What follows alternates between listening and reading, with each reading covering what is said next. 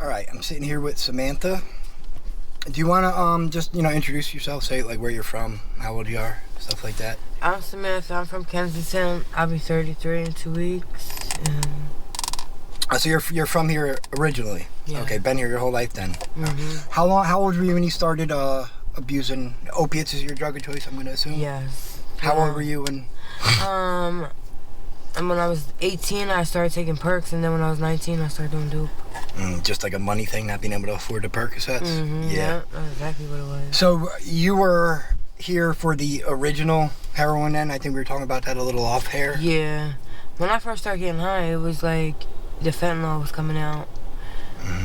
So it was just starting to make its way into the... Yeah. Have you tried treatment anytime recently?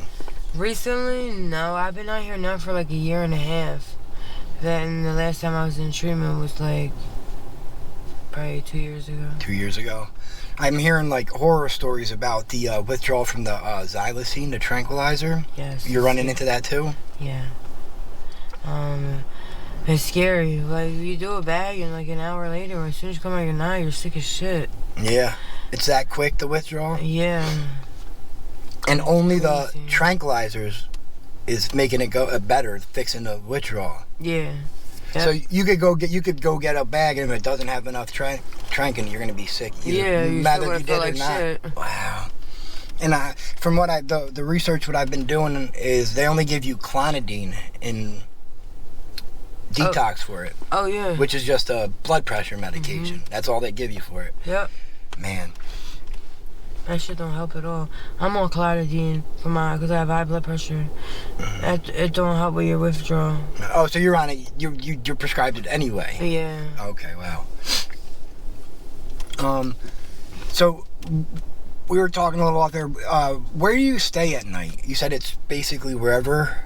Yes. And do you try and stay with other people? Is that like what you do, or are you like someone that runs alone? Like, I've been staying with like a friend recently, but it's like I can't take it anymore. So now I'm just like staying where I can. Yeah, that's so scary. I mean, it's gotta be so scary being a female alone out here. Yeah, and I don't like staying by myself. Right. Now, I don't want this too personal. Just tell me to move on. Have you dealt with sexual assaults out here, being like the not out and stuff like that so much? Yeah. Man. And the cops, you can't really go to the cops for that. So I went to the cops before when I was in a situation, and the cops said to me, I'll take you to talk to the detectives, but detectives, all they're going to say is that you put yourself in that situation, and it's sad because, just trying to report it so it don't happen to somebody else. And like now when it happens, it's just like I got to deal with it. It is what it is because the cops ain't going to do nothing. Yeah. It's so sad, man.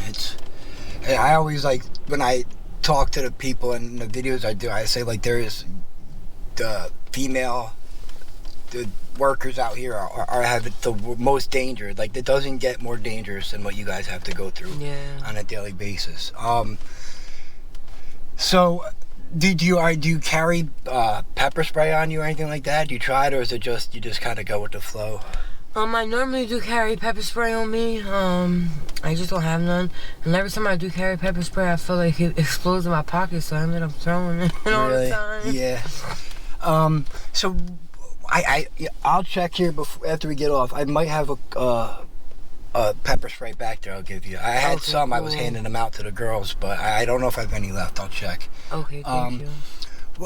What do you do for food normally out here? For food, I pretty much prostitute to take care of myself, drug-wise, food-wise, and everything else.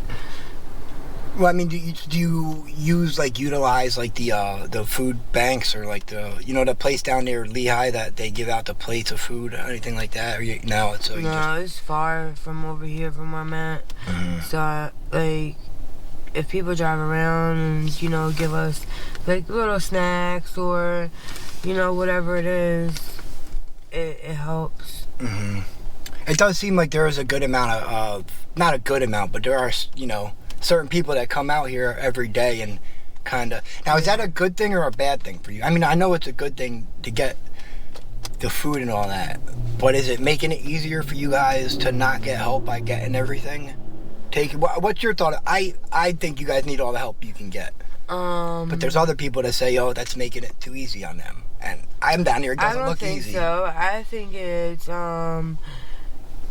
I don't know, to me it's just like when people come and offer us like food and stuff, it's kind of like a reality to me, like, damn, you need to go get yourself together, like, you know, you're taking stuff from other people, like, I'm grateful for it, but you don't really know what you're taking. Yeah. I mean, it must feel good though, you know, just strangers coming and giving you food. Yeah, it does, and it feels good too to know that people still do care. Yeah.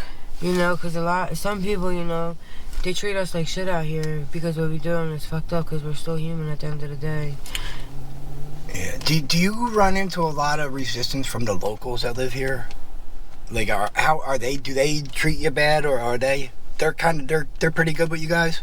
Yeah, as long as we, you know, don't disrespect their, you know, like their property, stuff like that.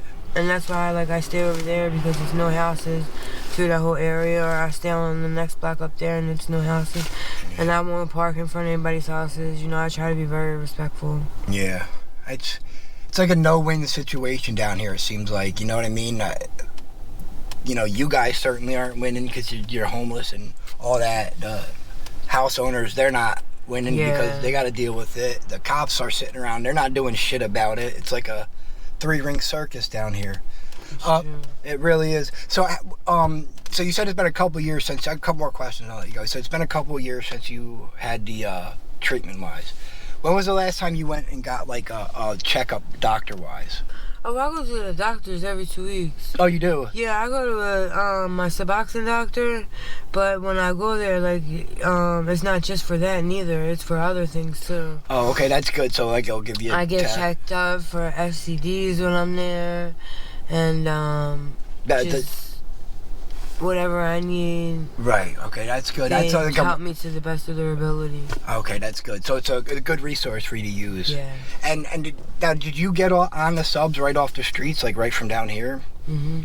And so they're not going nuts about failing drug tests with it? Oh, they are.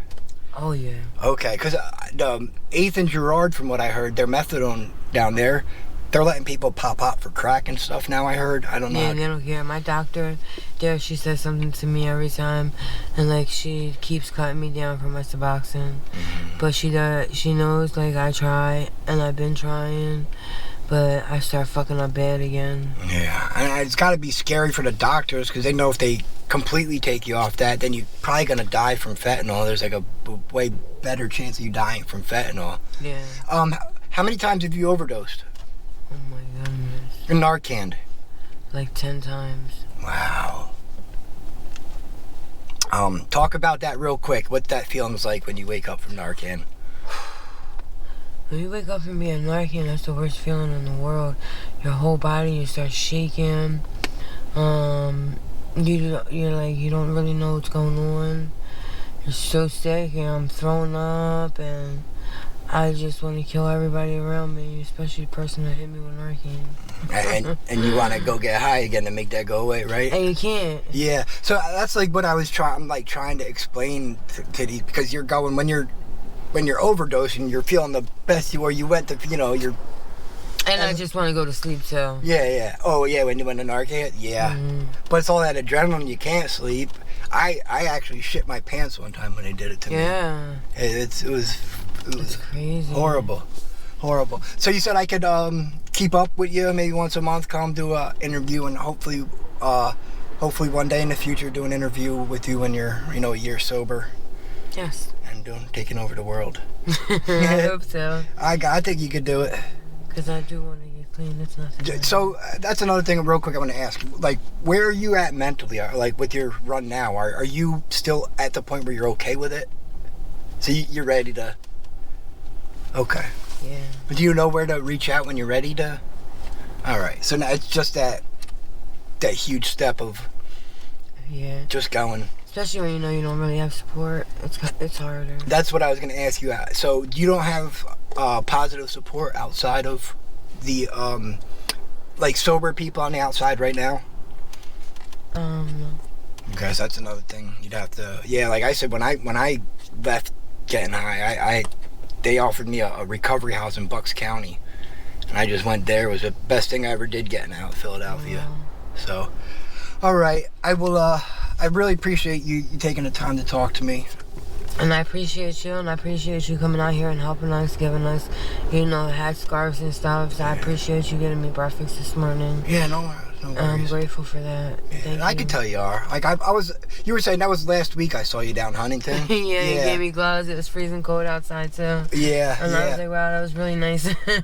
Yeah, people want me to film I'm that so sometimes, grateful but for I don't. that. Yeah, I could tell you guys are grateful. I love doing that. It makes me feel good to be able to help because, like I said, I know what it's like to have nothing down here, man. I really do.